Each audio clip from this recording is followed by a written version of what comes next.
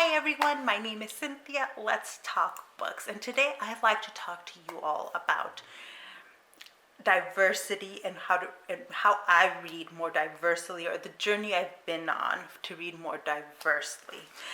This is something that has always been kind of close to my heart, but that I haven't been kind of more specific about until I started my booktube channel, because I'm very aware of the fact that when you create videos, even if it's not a lot of people watching them, like my channel's small, but that you do have an impact and that you are doing a kind of promotion for books. And it really got me thinking about the kinds of books that I read. And I've always made an effort to read diversely, and I've always felt that I do read diversely on booktube. But I was watching Priscilla's videos over at Bookie Charm, and I really got to thinking. She made me really stop and think that it's one thing to think you read diversely, to make the effort to read diversely, but it's quite another to see it in numbers. So what I did is I went through the books I've read this year, and I started categorizing them. All right. So the couple of categories that were easier for me to do this for was gender and kind of racial background of the author. So just taking the authors, not the characters or what's being portrayed in the book. So when I broke it down by gender, I realized something that I already knew beforehand, that I read a lot of female authors. The vast majority of what I read is written by female authors. This is good with me, except that I don't read a whole lot of non-binary authors. And it struck me that as something that, like, why not? I would like to read books and stories from non-binary authors. So that is something that I'm going to be making an effort on. Then when I broke down the racial category of the writers that I read, this was a surprise. I knew that I read a lot of white authors, but I didn't think it was going to be the majority. And it was. The majority of the authors that I've read so far in 2020 have been white. Mostly white women, but a lot of white authors. The second largest category was Black. Latinx was third, and then fourth was Asian or Asian American. And that made me think, like, wait, am I not reading one more Muslim, Arab, Middle Eastern stories? Why not? And like, okay, that's one place to improve. And my goodness, like, once I look at the numbers, I don't read as diversely as I thought in my mind that I did. And that's important because like what this tells me is that I still have work to do, right? And that and why this is important to me, right? And I kind of want to bring you all into my journey in case it helps somebody else. But I really thought about why. Why do we read diversely? Because I thought for me it was just something natural. Like, I want to read a whole wide array of different stories. I'm like, a lot of it does come down to, like, why do you read? Like, for me, I'm a mood reader, so I read for a whole range of reasons, right? Sometimes I read to escape. Sometimes I read to feel something.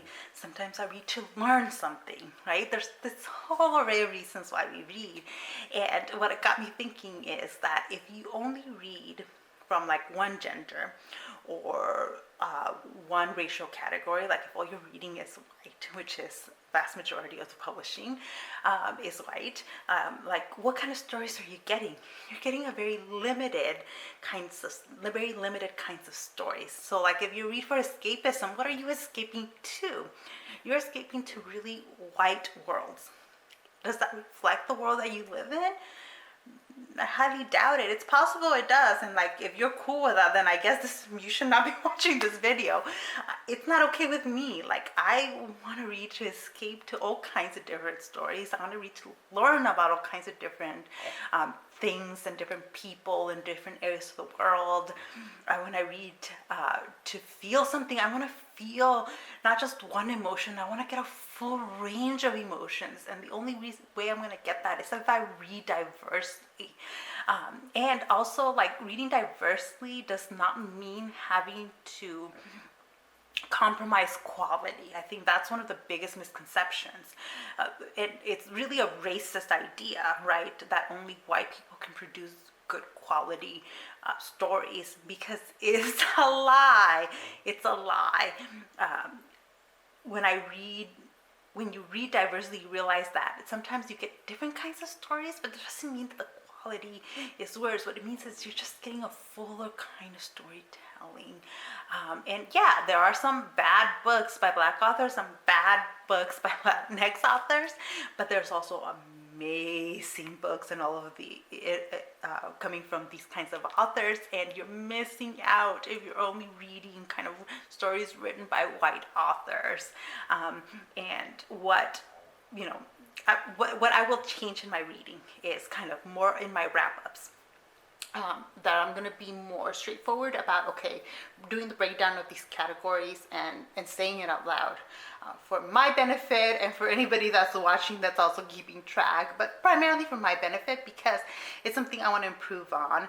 I also want to kind of keep track of gender identity, racial background, but also sexuality of the kinds of stories I'm reading, because I want to read, the transgender stories. I want to read asexual stories, aromantic stories. I want to get a full experience of what the reading world, what storytellers have to offer.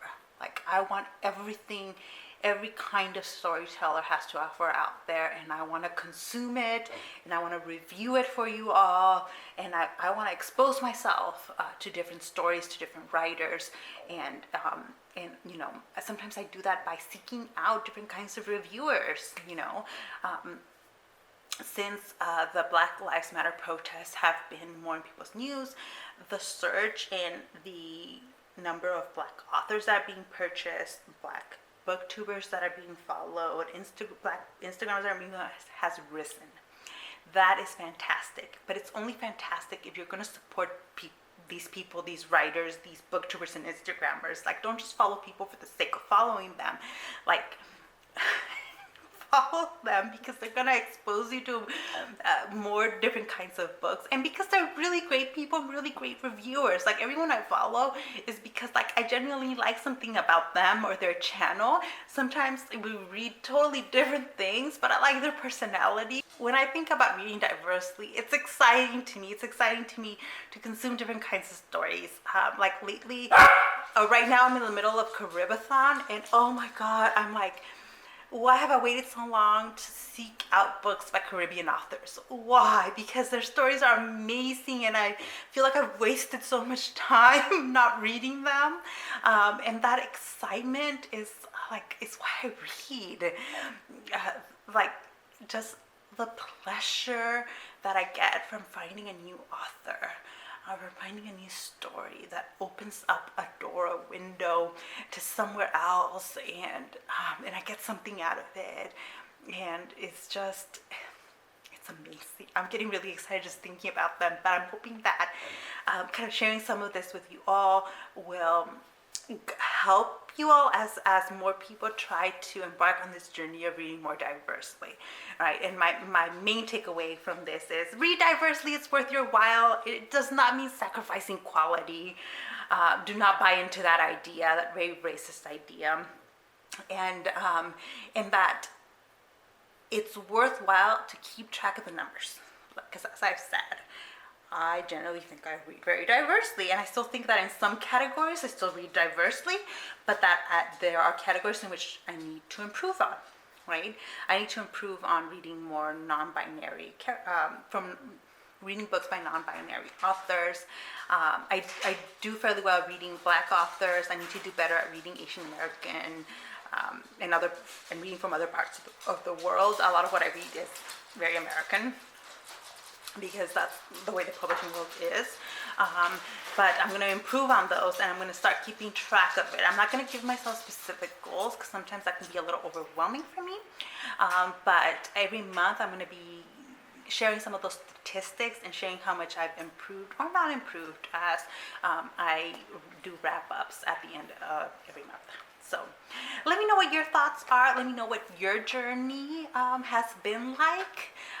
It's a fun journey for me, right? It's fun. That's why I do it. That's why I started this channel. Why I do what I do. But I'm always interested to hear other people's journeys on this. So please share down below. And thank you so much for watching. I will see you in the next one. Bye.